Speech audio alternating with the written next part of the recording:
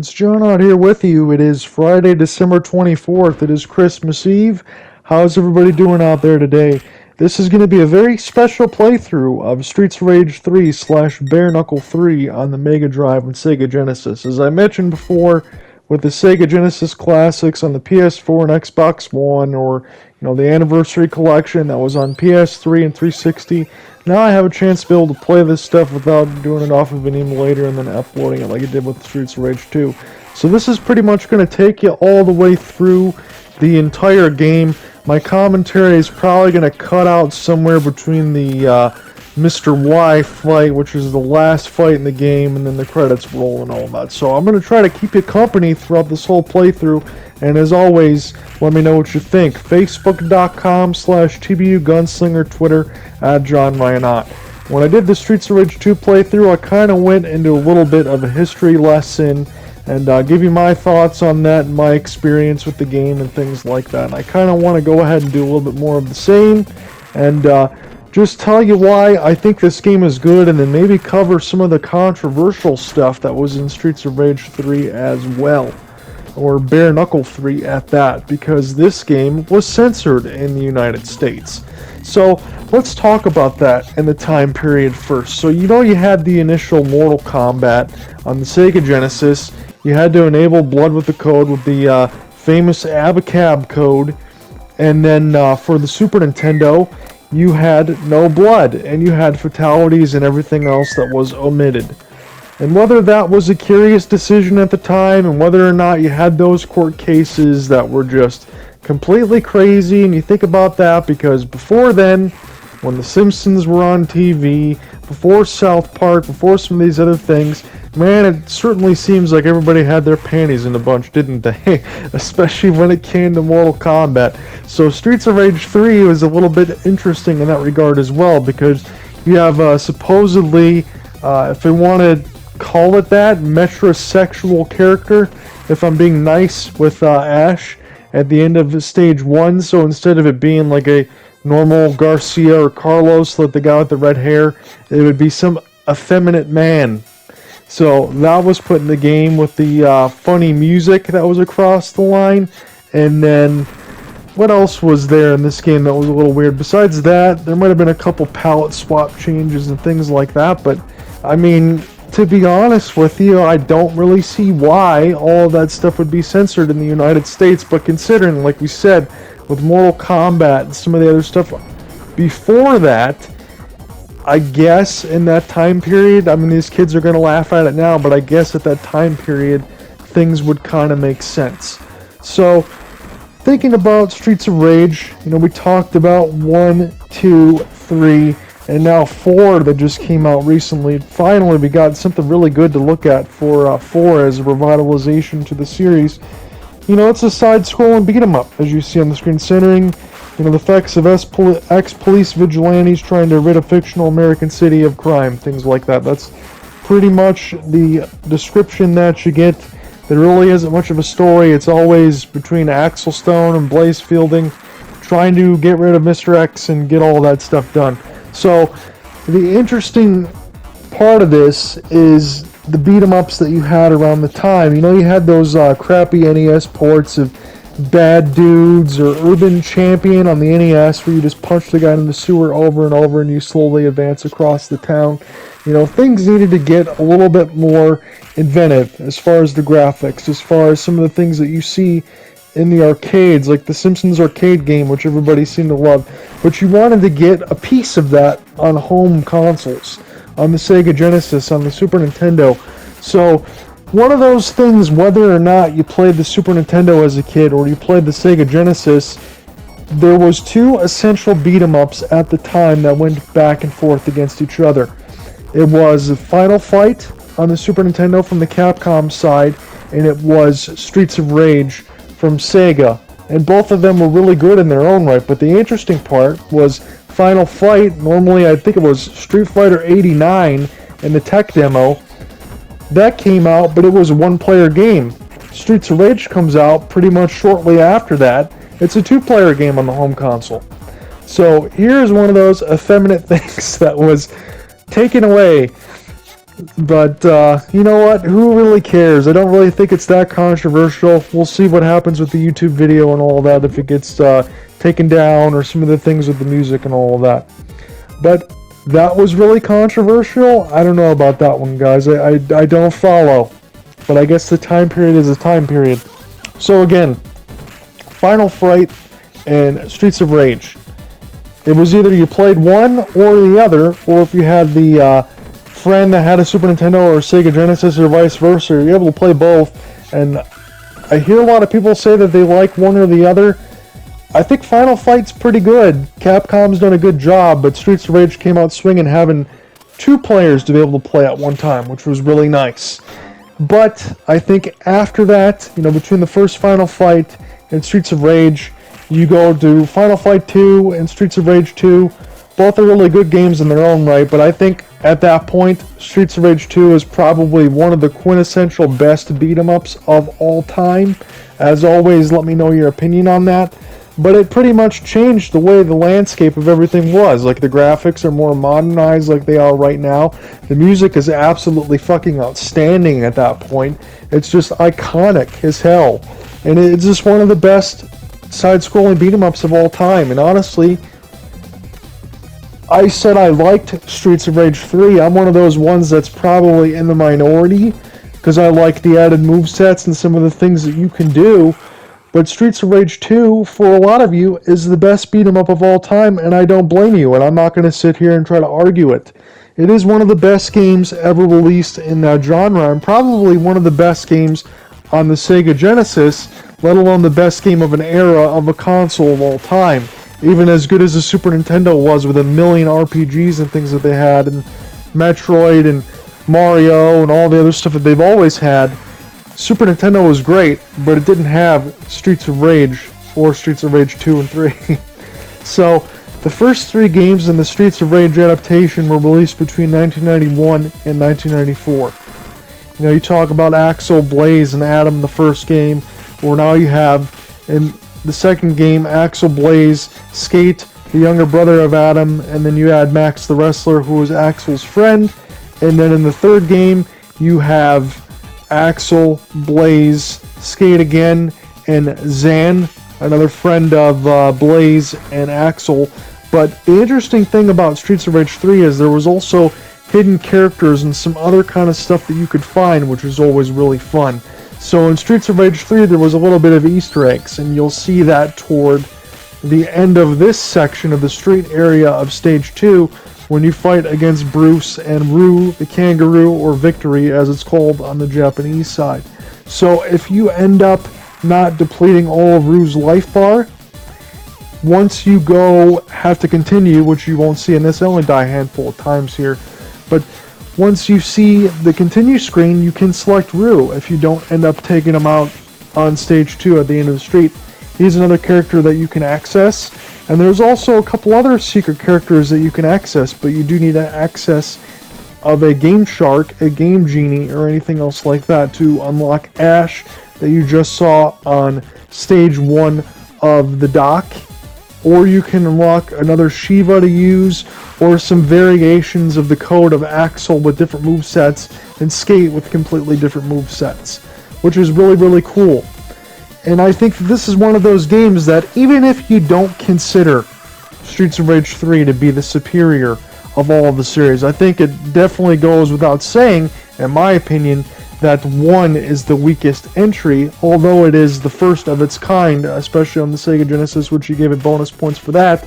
I would still rather play 3 over 1, even if I like 3 more. I would still rank 1 last, and in certain days I would feel like Streets of Rage 2 is the best. So, that's just my opinion, but what are your thoughts on that? Facebook.com/TBUGunslinger, Twitter @JohnRyan. Throw in a little edit note here. There's a little bit of photosensitive warning here, so if some of the flashing lights kind of bother your eyes, you might want to look away here for like the next minute or so. But let's talk about some of the changes between 1, 2, and 3, and that or lack thereof.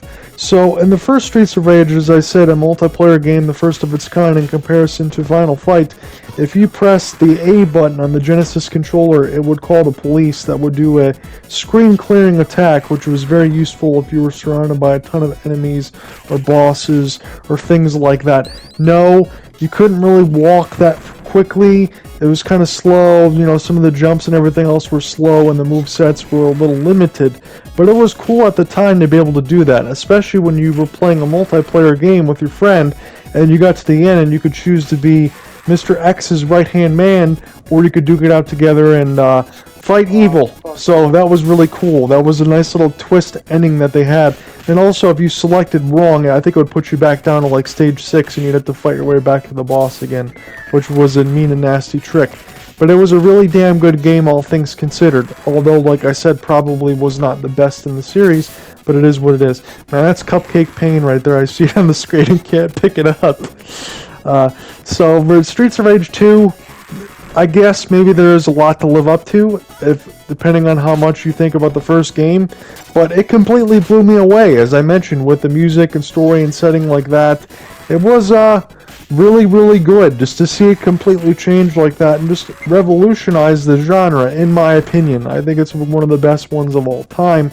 So that game also, you get another character to be able to use. You have a little bit of expanded movesets as far as throwing, being able to throw your partner and do some of the other things. Gone is the screen clearing attack from the first Streets of Rage, and what's brought in is some special moves. So when you use the A button again, you would do a special attack, but if you do forward A, you would also do a different special attack. You could throw weapons, you could kind of just do other different moves against the other enemy AI, and you know, there was different types of enemies to fight, and again, the soundtrack was completely fucking phenomenal. It's one of the best ever, in my opinion, in that era of games like that, between the Super Nintendo and Sega Genesis, and probably best ever in terms of all time, in my opinion. So Streets of Rage 2, again, as you're seeing the stylized graphics here in 3, that's where it kind of came from. And it was just nice to have all different kinds of little secrets, like hidden one-ups and things like that, just like from the first game, but it just paid to be able to explore. And I really, really enjoyed it. But the interesting part was Streets of Rage 3 to a lot of people. As you're seeing right now on the screen, this is the Japanese version, bare knuckle, as I've said. This game did do a lot of things right. I don't think people believe that Streets of Rage 3 is a bad game. It's just completely different. Like I said, I'm one of those ones that really like the game, and maybe there's times where I like it more than 2, even though I will always tell you that 2 is one of the best games ever made. That's how much I do like Streets of Rage 3, and I like it for the simple aspect of this. In terms of the expanded movesets, being able to use the 6-button controller, so you can kind of have your throw weapon button on one, you could have the B button that you would hold to do a release, a kick, and things like that. That would also be on a separate button. You could roll, you could run. There was a lot of different things that you could do with the weapons. If you were having a weapon like I have Blaze and you saw the knife and some of the other things like that, if you ran and did, you know, run and B, you would do special moves with that. The stars that you see on the screen, if you don't die and you subsequently continue to collect points, every star that you activate, your running move, when you do running and B, the first will gain a little bit more distance, the second star will add another move set to your running attack, and the third will be your ultimate moving attack. So if you're Axel, you'll pretty much get like a devastating dragon uppercut. If you're Blaze, you'll get an incredible slide that does a lot of damage, so that's really cool. They've just added a ton more moves. The only thing I think in terms of Streets of Rage 3 that I didn't like is when you pick up weapons, they have a little stamina meter, so you can't continue to spam the weapons. In Streets of Rage 2, if you picked up a weapon, you'd be able to use it as much as you want until it got knocked out of your hands a couple times. In Streets of Rage 3, that doesn't work that way. But the one thing that I do like, or a couple things I do like, besides the expanded movesets and the running and the rolling, which I think is absolutely incredible, I love those, is they added a meter that says OK, and when you build up that meter, that allows you to use your special without taking any damage. If you did your special in Streets of Rage 2, you would lose a little bit of health. So you couldn't just spam specials all the time to be able to get through the stage. But in Streets of Rage 3, once that meter fills all the way up the top, as you see it's flashing okay right now, you're free to be able to use your special move at any time as long as that's filled without taking damage. And also as well, if you're not using that and you get hit, you take less damage while your meter is filled up. If it's not filled and you get hit, you will take more damage. As you see now, I have the second star, that little dolphin flip kick that now has a secondary move, and that will continue to expand upon once you get the third star. 3 stars is the maximum that you can carry in Streets of Rage 3. So I think that there was a lot of cool things that they did. In terms of this game though, we already talked about some of the controversy, and I think that's all there really is. There was a couple things that they screwed up on the Japanese and European side that was fine, but was screwed up on the United States version. So let's get into that real quick. So, if you played the American version of Streets of Rage 3, and you're playing on normal difficulty, let's say you always go in like I do, you put it on normal, you put 5 lives instead of 3, and you play all the way across, and you're thinking, damn, this game's kind of hard in terms of what Streets of Rage 2 was. Well, there's a reason why this game is a lot harder than the Japanese version that was released, is because there is a complete fuck-up in the United States code at the release of the game. They released the game with the wrong difficulties in tow. So normal was really supposed to be hard. Hard was hardest, and anything after that was mania. So if you're playing on the easy difficulty of Streets of Rage 3 on the US side, you really are playing the normal version of the game.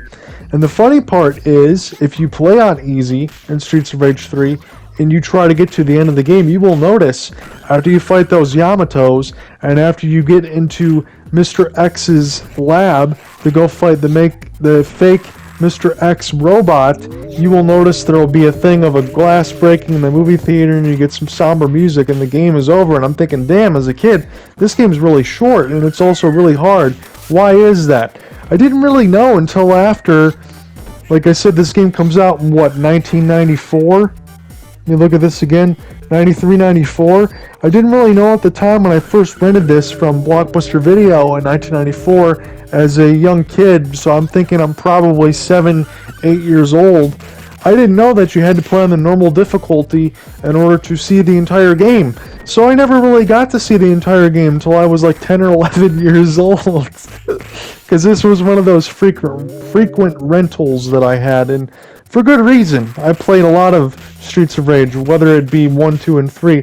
As I mentioned before in the Streets of Rage 2 video, I didn't get a chance to play 1 too many times because every time I would go to Blockbuster, it would be sold out. I had to have the guy in the back, after like 20 times, 25 times going there, saying that it's not there and getting a different game instead. I had to have the guy in the back go ahead and make a copy so he could actually rent the game again, because that's what you're able to do back then, is they can make copies and have the stuff be sold.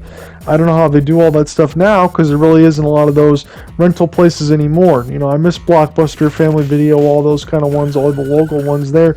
It's nice to be able to have all that, but we're away from all of that stuff now. So, Streets of Rage 1, I never really got a chance to play a lot. 2, my uncle had. I played the shit ton out of that and got through all that and was one of my favorites. And 3, it was another one of those ones that I rented a lot at Blockbuster, not really seeing the game up until probably 10 or 11 years old all the way through, when I was playing it with my stepdad's son. When we played a 2-player game and then got all the way through there and finally seen what the end of the game was like. So the interesting part about Streets of Rage 3 and Bare Knuckle 3, I can throw that as well, because with the Japanese version, the difficulties and everything else, like I said, were correct when they weren't in the United States version. There was also good and bad endings. As I said, you got a really bad ending if you only played on easy and you got through stage 5 and the game ends. At that point, you can tell everything is somber and wrong, but I didn't know that at the time as a kid. But there's also a mediocre ending, and then there's also the best ending. So the mediocre ending is when you get to about stage 6, when you have the timer going off and you have the gasoline that's going in there as you're trying to save the mayor. If you don't save the mayor in time, that's going to be a bad ending, and that's going to get you in a different setting, in different parts of the stages. And if you do get the good ending, you save the mayor in time, and you're also able to take out the final robot of Mr. X before he blows up the entire syndicate, entire city. So it was really cool. I thought this game was very well done. Again, I think the oddities of it for people are the music selection, but again, as I've said, Streets of Rage has also had some interesting, catchy, poppy music. This was a little bit more synthesized and stuff like that, but it was still really, really good. Yuzo Koshiro and newcomer composer Motohiro Kawazama, those guys did a great job, regardless of any of the ones going across, especially Yuzo with the music. I don't care if it's a little bit less, more synthesized, a little less stylized from what you expected from 2 and 3. This is still a banging soundtrack, and everything is also still really good on this game. So, let's talk about it. So we talked about some of the other characters, and I'm looking at this right here. I want to mention, as I've said, I think I'm a little bit in the minority, because it says Streets of Rage 3 was a little bit less well received than its predecessors. Despite some enhancements, people thought it was very similar to the second game, which I don't think is a bad thing. But more complex storyline, cutscenes, and other elements that were censored, as I mentioned, from the Japanese release. And the music and everything else was radically different. In some aspects, I do agree with that. It was radically different from the second game. And unlike the other preceding games, Streets of Rage 3 was only available on the Genesis, as far as like Streets of Rage 1 and 2 kind of being moved over and then available on the Master System and the Game Gear and things like that. And from what I was told, as I said, I only played the Genesis versions of all 3 games, but from what I was told, the ports of Streets of Rage 2 were very, very good. But if you wanted to play 3, you had to have a Sega Genesis in order to play that. So, this was one of the most popular beat-em-up series of all time. I think that goes without saying. And regardless of how you feel about, Final Fight or the PlayStation and Fighting Force, I really liked Fighting Force. That was one of those ones that, you had Streets of Rage withdrawals, but Fighting Force was a pretty good one made by Eidos. But it was been a long time at that point after 1994. So, although it was one of the most popular franchises in the 90s, no new official Streets of Rage games were released for over 25 years after Streets of Rage 3, excluding re-releases of the first 3 games, as I mentioned, and various compilations. Here's an interesting part. Sega was reported to have attempted to bring the series back to the Saturn, and early in the production cycle for the Sega Dreamcast, a demo tentatively titled Streets of Rage 4 was made by Ancient, but it showed a character similar to Axel fighting a group of enemies. Neither the Saturn nor Dreamcast game, however, came to fruition. Backbone Entertainment launched and pitched a new Streets of Rage game to Sega, but the project also failed to proceed. That was according to some of the stuff on Wikipedia. Numerous unofficial fan-made projects and remakes have been developed, including Beats of Rage and Streets of Rage Remake. And we're going to talk about those in a second here. So let's talk about this here with Beats of Rage and some of the other fan-made tribute games. So I wasn't familiar with this, but it's a fan-made tribute game to the Sega Streets of Rage series. It supplants the original graphics and characters with resources taken from King of Fighters series, albeit with tongue-in-cheek renames. Developed by Senile Team. The underlying engine powering Beats of Rage later went on to do the Open Beats of Rage project. Let's see if there's a little bit more. So this was released in November of 2013. It was a beat-em-up. It was a single-player game. Players take control of Max Bacon, Mandy Blueguard, and Kula Gem to defeat the forces of Mr. Y, who is taking over an unnamed city. So, same thing, Police Force, Beats of Rage. 2-player cooperation in a pseudo 3D field. In-game characters always face left to right but are capable of 3-axis movement.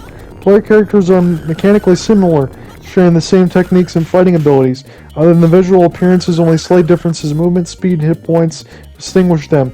Each may execute a 4-hit combination attack, a jump attack that knocks down enemies, and a second jump attack that only stuns.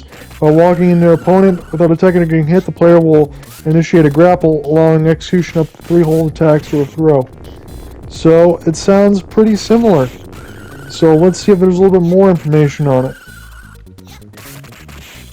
So, according to team leader Roel van Massenbergen, the Senile team spent approximately 9 months developing the game, with an initial release in November 2003. Members made no active attempt to advertise the game. News spread by word of mouth.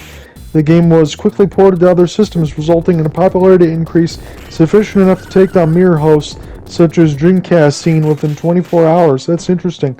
By 2006, more than 1 million copies of the game were downloaded.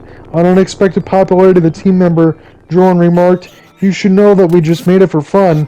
We never thought more than 10 people would ever play it." Later ports brought Beats of Rage to the Dreamcast, PS2, Wii, PlayStation portable platforms. Additionally, Beats of Rage received significant mainstream media attention, being highlighted in the gaming magazine G4. The game was also featured in printed media as Xbox Gamer. And the crazy thing, guys, is considering I played a lot of these games, I never played that one. I'll have to probably check that out. So in 2006, Senile Team announced a spiritual successor to Beats of Rage titled Age of the Beast. Set in a high fantasy world with sword and sorcery, it was going to, according to team members, going to smash Beats of Rage into a bloody pulp. However, after the initial review, Senile Team released no further information until Age of the Beast was removed from the team's project list in 2017 as part of another Rush Rally Racing announcement. Briefly in the team blog, starting development costs and time budget to complete Age of the Beast were insurmountable. He says, "First I have to get one thing out of the way though. It's not Age of the Beast, in case you didn't know. Age of the Beast was a project we started after the release of our firstborn, the moddable beat-em-up engine Beats of Rage, but we stepped into the same traps so as many other indie developers did. We announced it prematurely and launched to grow over our heads, and I suppose this is a natural part of being a game developer, and it certainly taught us a lot." And, you know, that goes without saying as far as Cyberpunk and things like that for mainstream games. Don't go ahead and announce all these things and then say all these things are going to live up to the hype when they don't. So, in this instance here, with the train and some of the other things going on, I try to speed this up as much as possible. I want to make a quick gaming note before we get back into some other documentaries and commentaries. So, in this part of the stage, obviously you can wait like I did. You can get hit by the train. A lot of you probably will. But you can wait for it to go by and it would hit all the other ninjas. Sometimes they will grip to the wall. But there's also something interesting that you can do, and this extenuates to all circumstances of the game, whether it be European, Japanese, or United States release. If you wait for that train to go by, or just kind of stand a little bit, like you see how I'm walking up there to avoid it, if you stand somewhere in the middle, just outside of where the train can hit you and just inside, it will make the sound effect like it's going to hit you, but the best part is it won't hit you, and the ninjas will be standing there trying to punch you while they're taking damage from the thing that's going across the screen. So that's also something to of note. And as I've said right now with the 3 stars, you've already seen me do that attack several times, and I'm going to continue to do that running attack several more times because it just helps get a lot of ground covered, and it does a crap ton of damage. So, the sword is one of the best pickup items in the game. Blaze has a unique movement set to that too. So if you're doing the move that she does where she shoots that blue fire, if you're doing the same A over, you can also do like a running attack with the sword, which is really cool looking anyway.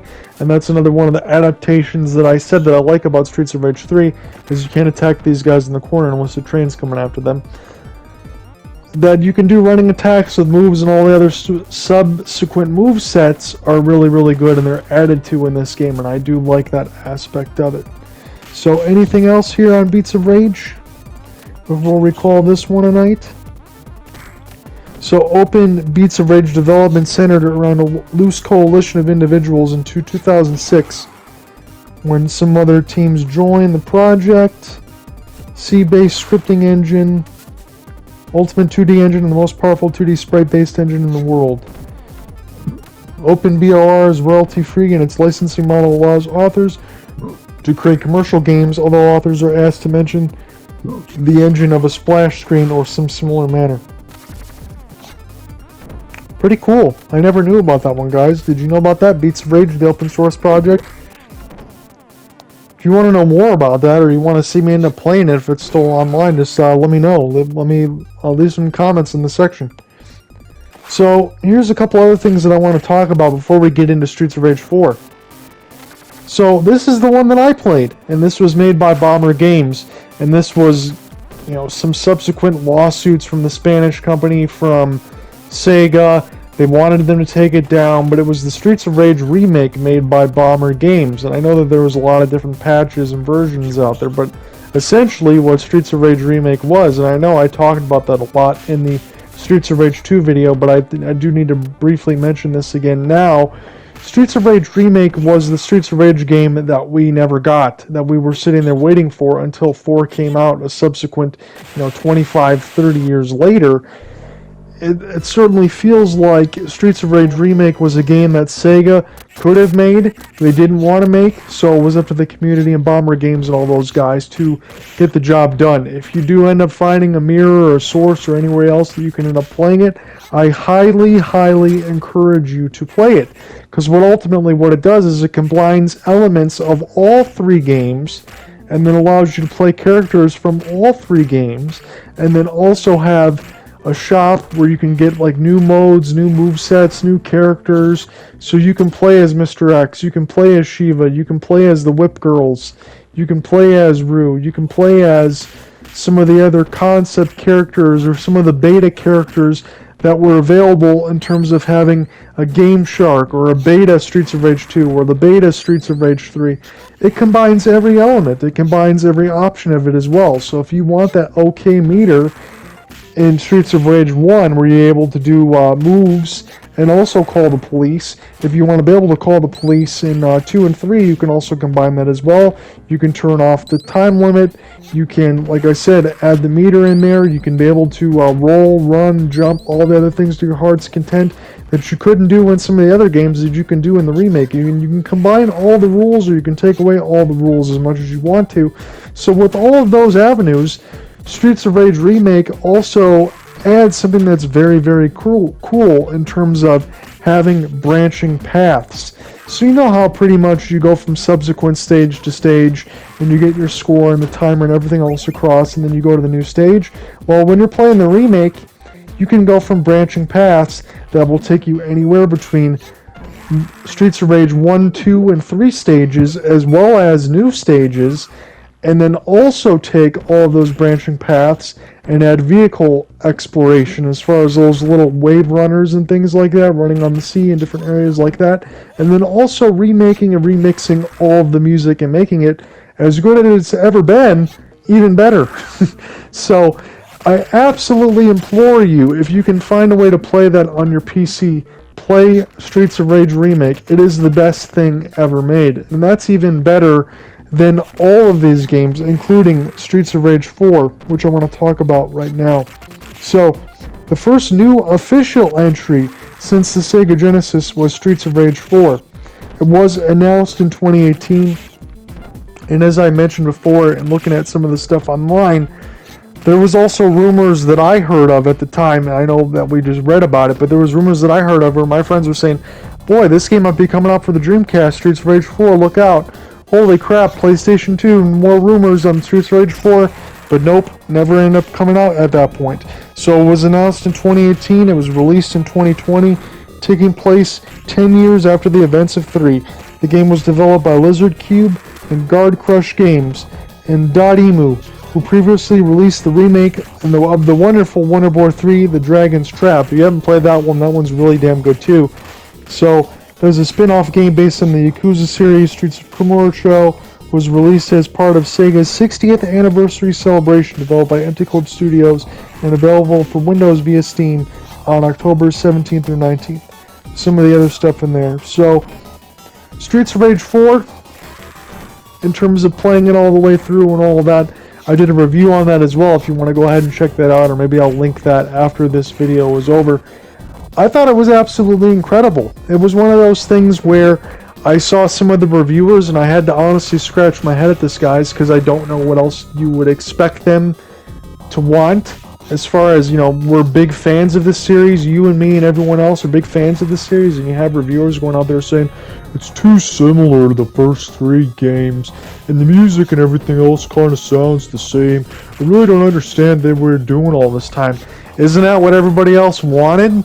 It really doesn't make sense for these reviewers to go ahead and say those kind of things, but I think for the most part, a lot of these reviewers, and I know fans alike, all the fans overwhelmingly love Streets of Rage 4, and for good reason, but I think the majority of the critics after that did realize that this game was exactly what you wanted it to be. You wanted it to be 90s punk, 90s style, and ultimately give you all the fun, fair advantages of the music, the gameplay, storytelling, and stuff like that that the first three games have had, and storytelling in terms of just funny, not much of it at all. Just let me fight things and blow shit up.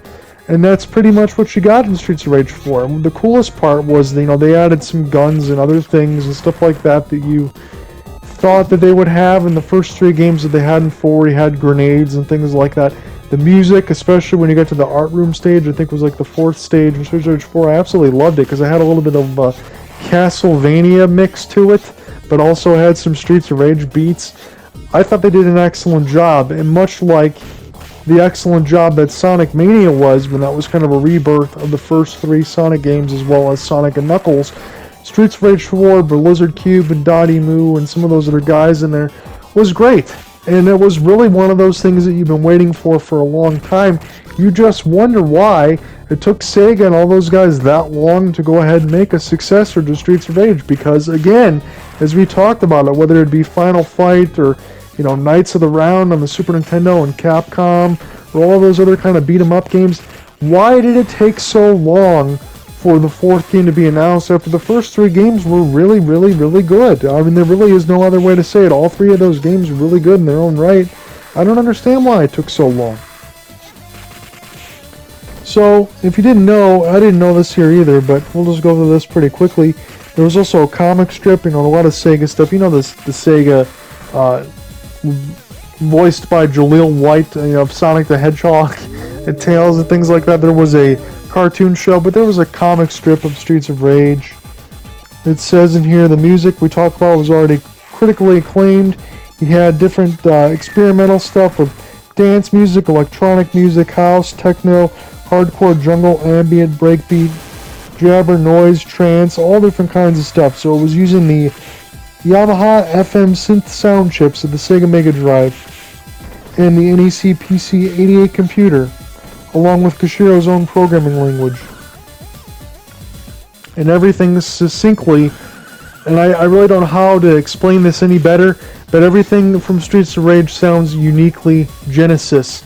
With the absolute thumpication, if you will, with the sound effects, with the boombox and things like that, the deep booming sounds that the Genesis had, everything was uniquely Genesis in terms of that. And that's one of those instances where even though the Super Nintendo had that superior sound chip and that stereo quality and all of that, that was one of those instances where you can use the tagline, Genesis does what Nintendo don't, as far as Streets of Rage. And it was just one of those things that I will never ever forget when I'm playing this series. It's one of my favorites of all time. There was a film and television adaptation along with Altered Beast. Oh my god, I can't imagine that would be any good. But other than that, that was your brief history lesson of Streets of Rage. Let's see if there is anything else here. I don't believe so. So I think at this time, what I want to talk about before we end up closing all this stuff out here pretty soon, because we're getting pretty close. Got about another 20 minutes here. I'm not going to be doing commentary all the way through. As I said, it's going to cut toward the end of the game, because I think you only can carry about an hour of commentary, but it's not like you want to hear me talk all the way through anyway. So, some of the character differences, probably tell me who are your favorite characters. Facebook.com/GBUGunslinger, Twitter @JohnRyanOtt. As always, you have your classic characters throughout Streets of Rage. They've been throughout all of the Streets of Rage adaptations, that being Axel, Stone, and Blaze Fielding. Now, Axel and Blaze's movesets have kind of changed up a little bit as far as, not being able to jump as much in Streets of Rage 1 being Axel, and having some of these uppercut movesets not having the Fire Fist and the Bare Knuckle and the, whether they say Grandpa, that's what they say, but it's like Bare Knuckle, but that's what they would do with, who was it, Joe from GameSack, which is funny. I know he loves this series as well, but it was really cool. to have some of that stuff and had to see that change. And I like some of the movesets, especially for Axel in Streets of Rage 3, because when you get all 3 stars, that running little moveset with the running A, you know, double left or double right, double left, double right, A or B, where you can kind of just do an extra couple of moves before you go into an uppercut, which is incredibly devastating, like the Blaze long kick that you have right now with 3 stars, which kind of does a dolphin kick and then have a little fire at the end of it, which is really cool. So Axe's movesets kind of changed a little bit. With Blaze, it kind of changed a little bit too, because she had some of those kicks that you could also kick very far initially. Well, that kind of changed a little bit to have a little bit more of a grapple and I'm not going to say jiu-jitsu, but other style of fighting that Blaze would have, that you can have more throws like judo and things like that. It's a little bit more of Blaze's style as we went along, and Blaze is probably my favorite character in terms of the series. I know it started as a kid because it was cool to see Skate, you know, having the roller skates, you know, Hunter or Skate or whatever you want to call him, and being able to actually be the only character that can run in Streets of Rage 2 because he has the roller skates and all that. But the one thing I really liked about Skate, especially in 2 and then going on to 3, was being able to climb on the back and then be able to just do like a bunch of hits or throws like that. And his movesets kind of changed in terms of having a jump in the air when he uses the skates. It kind of grinds down into the body and takes him out. This one he kind of flails about in 3 and does a lot of damage, which is kind of interesting. And then Max is really the slow lumbering type, very, very slow lumbering type, and he's a very powerful wrestler to have some other throws and just devastating moves where he can get you in a chokehold or toss you down. It was always really cool to use him. All the characters have always been very useful across the years. There isn't a single character that I go ahead and say, and this is including even in the remake and all the stuff in Streets of Rage 4, and we will get to that as well, that there isn't a single character throughout the history of the series that I can say, man, they didn't have a use, or man, that didn't work out. I mean, they pretty much got all of those right, and that's a hallmark of a good fighting game, is when all the stuff is perfectly, maybe you can't say perfectly balanced, although I feel like it is. Maybe some of the diehards, even more than myself, can tell me what they think is a little bit more overpowered or a little bit unfair, you know, not balanced as well. But I thought every single character that was in this game was really well done and really, really unique. Especially in Streets of Rage 3, when you have all the expanded movesets, there might be a little bit of plausibility where you say Dr. Zan isn't as fun to use because all of his weapons turn into a light source. But I love the long throws that he has, the long reach, being able to electrify the just random the A button where you can electrify the whole body or electrify the arm. He's really damn good. He's really, really strong, and he was really well done in this game. But I can't speak of the Game Shark versions to be able to unlock Ash or be able to unlock Shiva and see what that would be like. Hopefully Shiva in the Game Shark unlock, if you can let me know about that, is more like Streets of Rage 3 when you fought him at the end of the first stage, because that'd be cool to run through the whole game in Streets of Rage 3 with the Game Genie stuff with Shiva. But in the remake, as I've said, in Streets of Rage Remake that's available on PC, if you can download it again from Bomber Games, if it's still up there, go ahead and download it and check it out, because there's a lot of stuff to do. So in that game, you had a chance to use the Whip Girls. They also had their own moves, and everyone also has running moves and stuff added. Even the ones that didn't have running moves, like Streets of Rage 1 and 2, everyone has added movesets across all Streets of Rage, which is great. But you can use the Whip Girls, which are really, really cool. You can use Mr. X. You can shoot the machine gun. You can do a lot of damage. He can't pick up weapons because he does have a weapon in his own machine gun. But it's really, really cool to see that there. And then you can, again, use Rue the Kangaroo. You can use Shiva. It's just really damn sick. I mean, there really isn't much more to say about that. That is the definitive Streets of Rage experience. And if I had to rank the Streets of Rage games, honestly, I would at least go like this. If Streets of Rage Remake is the best one ever made, that is the best one ever made. And if you can't officially count that one because it wasn't an official release, then I'll leave it out like this. I know a lot of you are going to say 2. I think 2 and 3 are pretty much a tie for me as far as the things that I like. I know controversial changes or lack thereof here and about. 2 and 3 are my favorites. Then I would go ahead and say 4, and then 1. I'm not saying Streets of Rage 4 isn't a bad game. I think Streets of Rage 4 is an incredible game. But I do think Streets of Rage 2 and 3 are the cream of the crop. And being those official releases, I would love to have Streets of Rage 4 at one time be closer to the release of 3. Just to see like what it would have been like then. But considering how many years after, Streets of Rage 4 was a big success. And it's one of the best games in the series. I really just hold 2 and 3 in that ultimate regard. But what do you think? Facebook.com/TBU Gunslinger, Twitter @JohnReinot. Now, this is something if you want to get the good ending of this game that you need to be able to do. You see the countdown and the siren and stuff going all across the screen. I don't know if I can give you all the YouTube sound with the music because I think there's going to be copyright issues. But there's 3 doors when you initially go down. Go through the middle door, fight the enemies, take out the switchboard. Once you do that, it's going to take you back out through the same room. So you're going to have to fight the 2 secret agents again after you take out the switchboard and the Electras and things like that. So kill the enemies, take out the switchboard, then you're going to have to fight the 2 secret agents to progress. Once you do that again, the laser board will still be there. So you need to go down to the next floor. Do it again, take out the enemies that are there. They're going to be more tigers, the guys like this in the pink. Tiger or dragon or whatever else you want to call it. You can call me dragon, just like Step Brothers. So once you go down the floor, you're going to have to take those guys out again. Once you take those guys out again, go through the middle door once more. You get to a second switchboard. Once you take out both switchboards, go back up 1 floor. You'll have to fight the secret agents again, but again, all the other stuff is still there, so you can grab the cupcake and get your health. Once you take out both switchboards, and you go back up to that initial floor where it was at. So it goes like this again. You start, you fight some of the robots, you go down 1 floor, you go across the middle, you go through the second door, take out the first switchboard, then you go to the left, go down the other floor, go to the second door again, take out the second switchboard, go up 1 more floor. You will notice you'll make it before the time limit, and the mirror will be safe, and the laser grid and everything else will be gone. And that is how you can get the best ending, or the first part to get the best ending in Streets of Rage 3 and Bare Knuckle 3. As I said, if you do not play this in at least normal difficulty, this stage you will not see.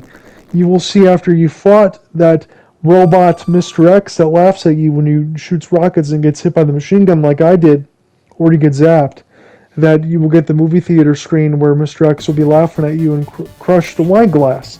That will be the bad ending on easy. So if you don't play on normal, you won't get to this point. So again, take out the Electras, you got the second switchboard down. Once that's done, take out a couple other guys, go up the floor again, take out the secret agents, get across, and then you will be all the way done with the first part of stage 6, and you will be on your way to beginning the better ending.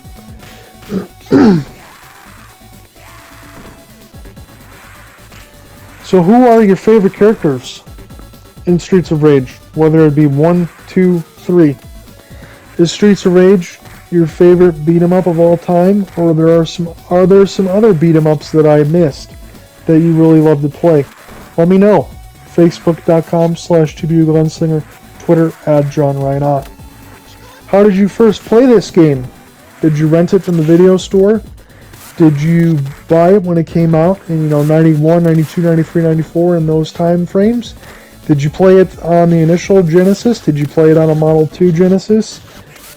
What were some of your favorite Genesis games? What was part of your collection? And like me, how many times have you bought these Genesis collections to be able to play some of these same games, to be able to have them on your console? So, I want to talk about something on the side as far as retro gaming. Now, before we get into it, you want to be very careful. This guy is just like all the rockets and stuff in Jet from the second Streets of Rage. Don't be like me and try to get impatient and kick in between, because you're going to get picked up and launched down, and it's going to do a lot of damage, even if the OK meter is all the way filled. So be careful with that. But what you want to know of, I know it's hard to get hands on a next-gen console. I talked a little bit about it on the PS5 and things like that. And maybe some of you will be getting a Series S or a Series X for Christmas. But the Series S and the Series X is where I want to start. Because apparently, what I've seen from the YouTube channel of modern vintage gamer, you might want to know about this if you like playing retro video games and things like that. So what apparently Xbox and Microsoft is allowing you to do is if you pay a one-time fee, I don't think it's more than $30. I know that for sure. So it's not more than $30, but it's a one-time fee. You can get a developer mode unlocked on your Xbox Series S and the X. So look, I know the Series S is a little bit less powered than the Series X is. However, considering that you're getting ray tracing, considering that you're getting a better, card inside, more intensive graphics, all the things like that, the Series S is an incredible value, especially if you're going to be using it as such. If you get the developer mode unlocked on your Series S and your Series X, it will allow you to download emulators and things like that for free from the community. So Microsoft doesn't care what you do with your console, and you will still be able to play online. So it's not like one of those hacks on the PSP, which I love. The PSP is one of the best things of all time. The PS Vita didn't allow you to do that. But on PlayStation 4, as he subsequently talked about on Modern Vintage Gamer, if you do it on the PlayStation 4, you can't play online, and you have to put the hack in to be able to play some of the retro emulators and games like that, or however people do things nowadays. And I'm not going to sit there and talk about the technical legalities and everything else, or tell you how to get all these things, because I don't really partake in any of that stuff anymore, because it's too easy to get caught and everything, and I just want to be able to play the games with my friends online normally and not have to worry about all that stuff. However, I will say this, if the Series X does get down in price after a few years, and I'm not talking about, the Series X revitalization with a Pro or a PS5 Pro or anything else like that. If the Series X is like $200, I will flat out buy a Series X, and I will let you guys know how the developer mode is, and I will let you know how the games and the emulators and all that stuff run, because I heard they run completely fucking flawlessly. So you can still have developer mode, but then also still play online with your friends and all of that. So if that is something that interests you, and also something, as we've talked about, the LG C1 TV, as I mentioned, I do want to pick up. That's already out. I'm trying to wait until Super Bowl season to be able to get a better price on it. Or, if I really do wait as much, because I know my cousin has said as much, and some of you guys have probably said as much or thinking as much, the longer I wait, the better chance, for an upgrade in HDMI cables or an upgrade in consoles where 4K 120 is going to be a little bit irrelevant. I don't think it's going to be a little bit irrelevant up until maybe a PlayStation 6 Pro, but that's just my thoughts and feelings on it, because right now we're barely getting games that can run 4K 30, so the fact that you have 1K 20, I don't ultimately see that being a hallmark to be fully capable of running that stuff until after the PlayStation 6. But hey, that's just me. I think it'd be something right now, if I end up getting a TV, that I can safely run for a long time and get at least the decade that I want out of it. As I said, this TV is 13 years old.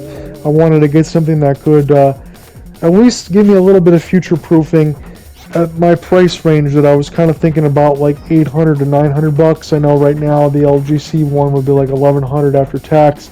I thought it was a little too much, even though it's clearly, from what I've been told and what I've been seeing, the best TV on the market, bar none, compared to anything that Samsung or Sony is going to hoe out this year and only give you one HDMI port with bad motion and all of that stuff.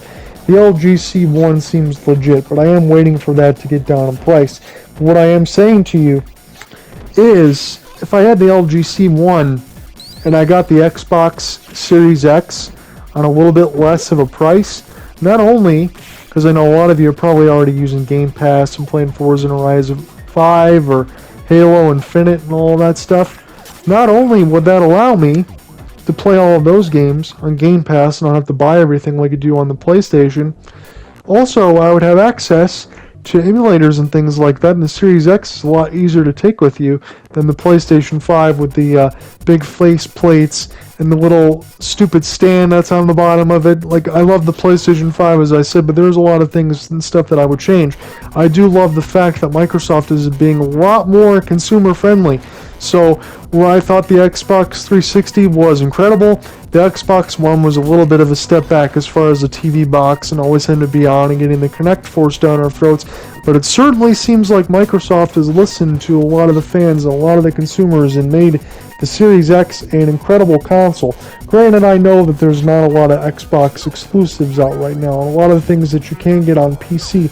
However, it would be nice at that point, even that being just an incredible emulation machine to get at a cheaper price point. You can't knock, even if you're the biggest PlayStation fanboy, which I know I've been playing a lot of PlayStation stuff. It's pretty much my first console since I was 10, in 1997.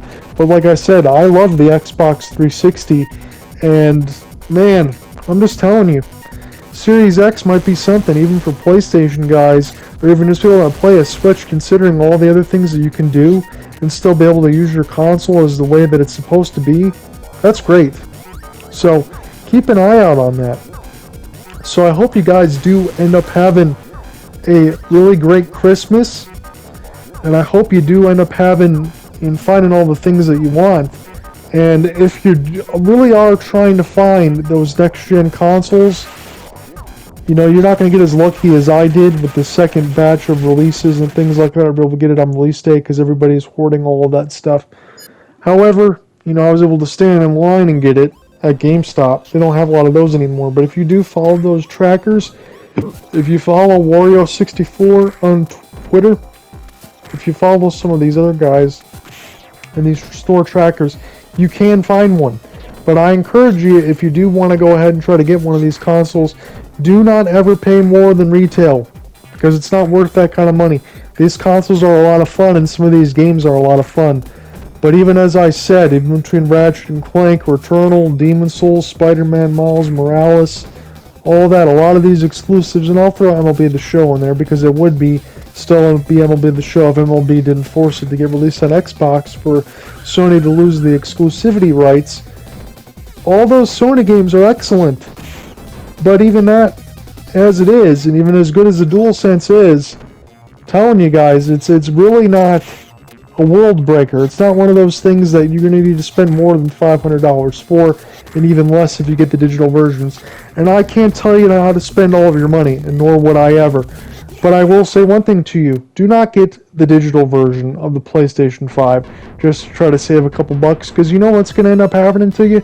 You might save $100 right off the onset, but you're going to be spending more games, getting more games and spending more money in the store because you're waiting for PlayStation to have a sale when you can get all the stuff cheaper in the stores or at GameStop and things like that. So don't give yourself a half-gymped version of the PlayStation 5. I know the graphics and specs and everything else isn't gymped, but you're not able to have a Blu-ray drive, so if you wanted to watch movies and all that stuff like that, you can't do it on a digital console. And with the Series X, you may use that as an emulation machine, and that would be great. But what you want to make sure that you go ahead and do at that point is, if you're going to use a Series X, you use a Series S, you use it as an emulation machine and a Game Pass machine. But if you do ultimately want to get some of the other games and play them at the higher quality and take advantage of your LG C1 or whatever new TV that you end up getting, or whether it's the Q90A or the Sony A90J, which you shouldn't get those, but if you do get them, you already got them and it's already done. Those will take better advantage, especially on the Series X, than your PlayStation 5 will of your TV, because right now the PlayStation 5 doesn't even have VRR, and this is already a year and like a month or so after that. Maybe VRR doesn't come until 2022 with the release of Gran Turismo 7, but if you're playing Forza Horizon 5, you're already getting a better racing experience than probably Gran Turismo 7 will be. And again, this is probably coming from a PlayStation guy that, is lamenting the fact, again, and I'm not trying to be cold and just, dark-hearted on this, but it's one of those things where you don't want to lose the large install base of the PlayStation 4 and the Xbox One. So I understand the multi-platform, but I also laugh and we mock and criticize all the times that Jim Ryan would say, well, the next generation starts with us. Well, I mean, you're still releasing PlayStation 4 versions of Horizon Forbidden West, Gran Turismo 7 and stuff like that. The only things you really have besides, Ratchet and Clank and Returnal, the Demon's Souls remake and all that. There's a couple here and there, but some of the big high-profile ticket games like Gran Turismo 7 would be. That is a multi-plat release. Thank you guys so much for listening. Have a good one. Peace out and stay safe.